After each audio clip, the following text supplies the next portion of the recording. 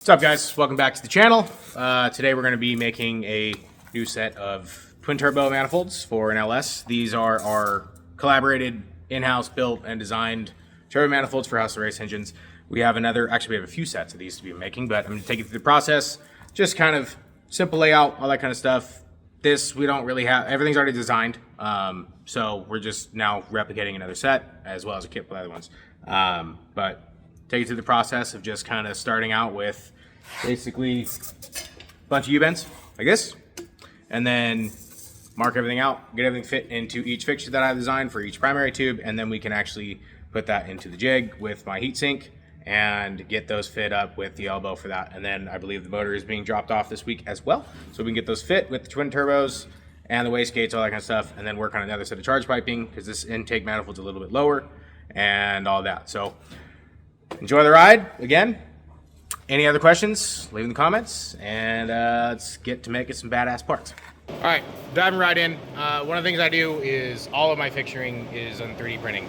The main reason I do this is I can make a quick change if needed, I can print another one if it breaks, and I just mostly need it just for fit up and actually getting everything where it needs to go. So I design everything to be 3D printed off of my fixture table, so everything can be moved around. On this set, since they're short enough, I'm able to do each primary tube has its own fixture. All of these tubes are exactly 14 3/4 inches long. I would like them to go shorter to help bring in boost a lot quicker, or at least a little quicker, but this is what we're working with on this set. We do have some more in the works that are going to be rear mounted, forward mounted, whichever, but I'm going to try to make those as short as humanly possible going to my cyclone collector. The cyclone collector itself does help bring in, or it helps on scavenging for the next firing cylinder, so it does bring in boost quicker just having the collector itself. But with the amount of, or the performance that Nick at Hustler is putting in these things, I want to make sure these things are breathing as best as humanly possible and bring in as much power and make them the most drivable, and just kind of create a package that for sand car guys, they can drop in and good to go and go dominate and Glamis. But this is kind of how it is. So this is cylinder 8, simple, easy. I do this mainly so I can just constantly fit check. So as I'm fitting it to the actual flange and the collector itself, I don't have to wonder what's changed. I have it happens all the time where I get done and I start fitting everything in the collector where it needs to be to that fixture, and one tube is off and I got to figure out why. Well, go immediately put it back in the fixture. Oh, now I know why. It's something simple and change, and I can just make that quick change, easy and done. So that is why I use 3D printed fixtures. Plus, it's faster, if that makes any sense. I can get it done overnight and have it fixed the next day instead of cutting out plate or having laser cut and welding it together and all that kind of stuff. And I don't have a bunch of room to store a bunch of metal fixtures. So being that the primary tubes, again, 3D print works. Everything's designed easy, right off my table. I even have, 3D printed fixtures for the collectors that at least hold the location for that. And they are pretty much dead nuts where they need to be once I'm all done. And that's kind of also part of the process of welding, which I can go through as well, because I do things a little differently where I fit everything to the collector and then I weld the collector and then I fit primary tubes, make sure they're good, fully weld those, get those locked in place, and then I can kind of weld the inside of the collector, or the center part on the back side, the best I can. Sometimes I have to weld them from the inside out. It happens. I tend to design myself into a corner by doing that, but still the same weld, same all that kind of stuff. So we'll keep cranking along on this. We have one tube done. I'm going to do the passenger side first, just because I have those pulled out. But we'll get that done and cranking away on these.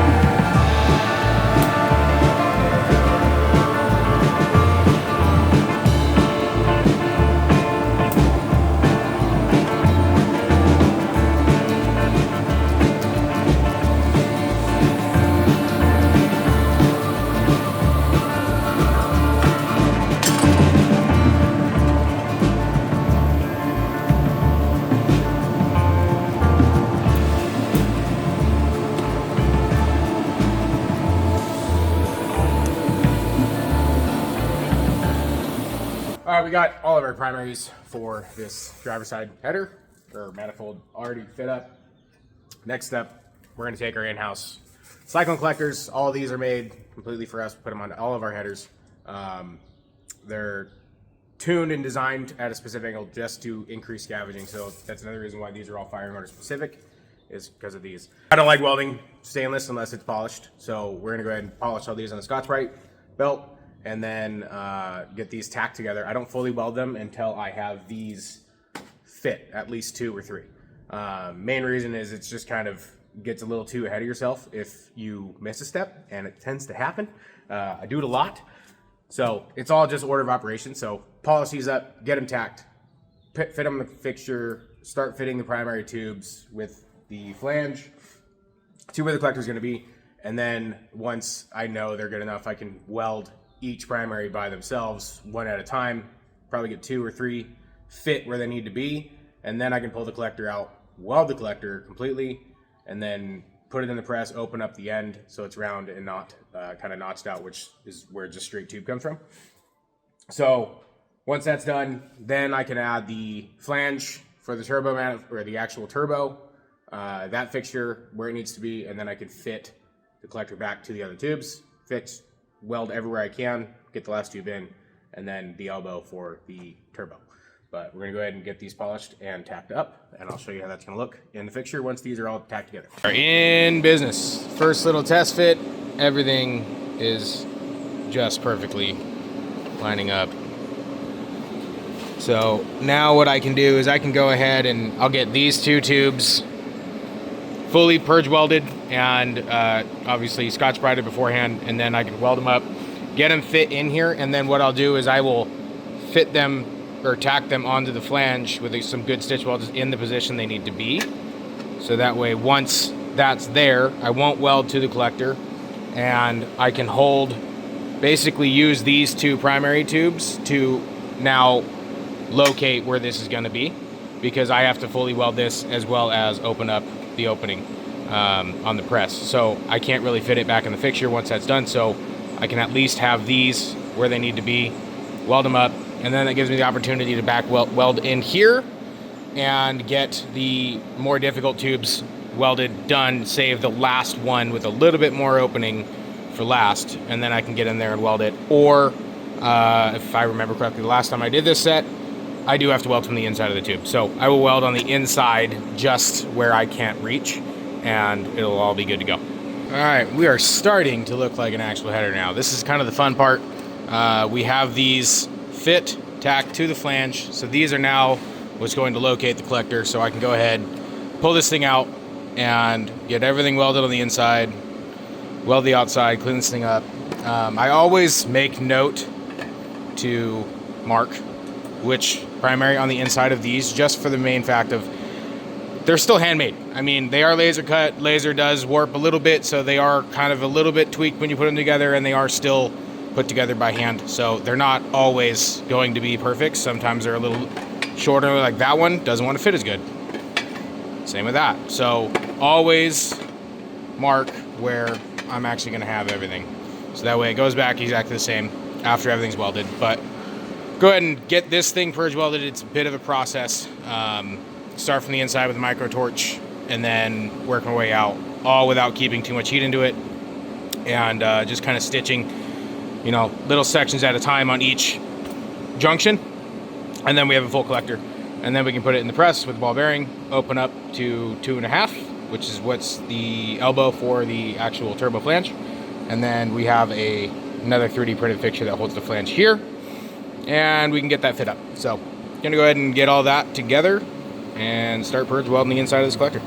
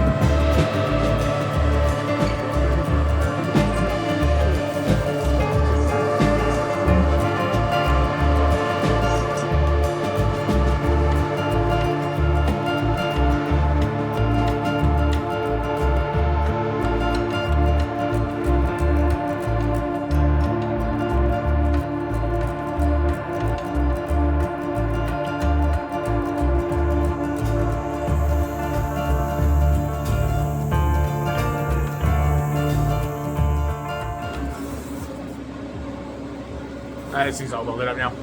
The downside, it's not round.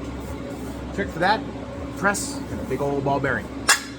Right there, so we're going to open this thing up, and then we can fit the rest to the two primary tubes, fit the other two, get everything fully welded up, and then we can actually weld the elbow and get the turbo flange and all that stuff on. So, here we go.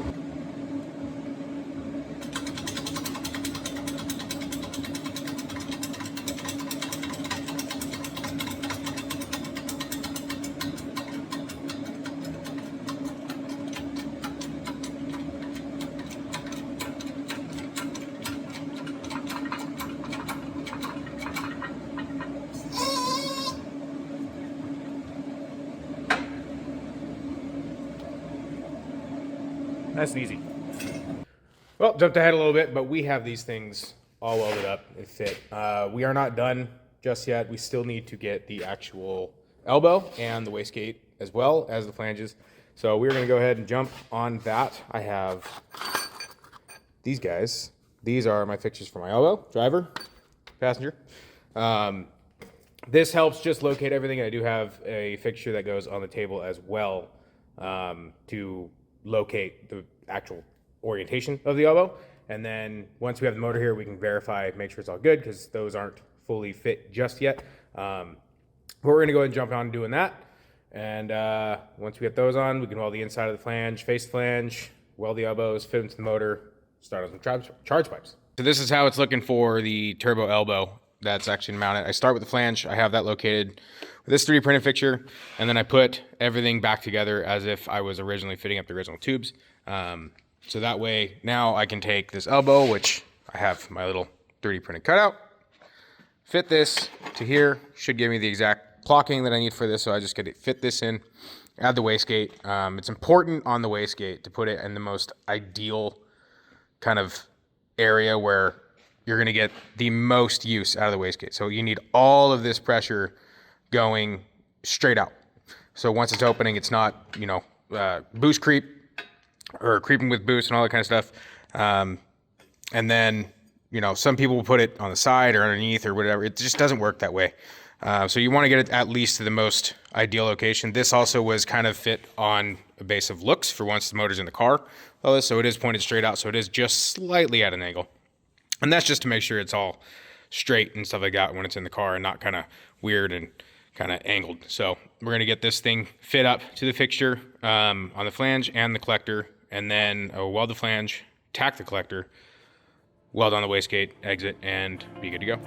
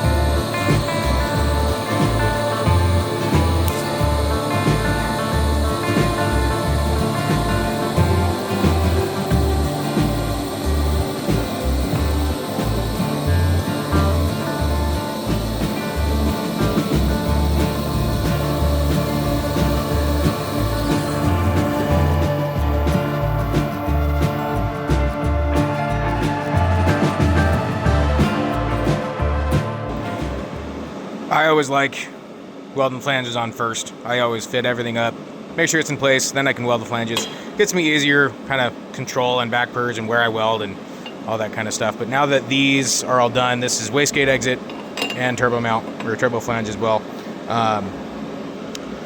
We'll get this kind of just fit right here. And we're not gonna fully weld this just yet. I want to get this tacked because I haven't verified exactly how this is sitting on the motor. So we're gonna get this on the motor, get the turbo on with it tacked, make sure it's in place and it's aligned. And then also in the meantime, get the other one finished up. And then once the motor's here, we can get these fit. So there we go, we'll get at it and get these fit up on the motor and make sure turbo placement is good. Well, missed filming actually verifying on the motor with all the turbos and all that kind of stuff, but we got position set, didn't need to move anything from the fixture, which if you're designing anything in CAD and all that stuff, fixturing is your best friend. So make sure you have that. That's gonna locate where everything's gonna go, all that kind of stuff. But these are, for the most part, done. We are just missing one thing, which is our header tag. So we're gonna go ahead and get that put on, get everything put on the motor, and then Nick is gonna pick this thing up, send it off over and get it in the car for his customer, and we're gonna work on another set. But thanks for watching. Make sure to like, follow, subscribe, all that kind of stuff. Any questions you have, we love answering. So leave questions, comments, subscribe, all that kind of stuff. Thanks for watching. See you guys later on the next one. Always going. Let's go.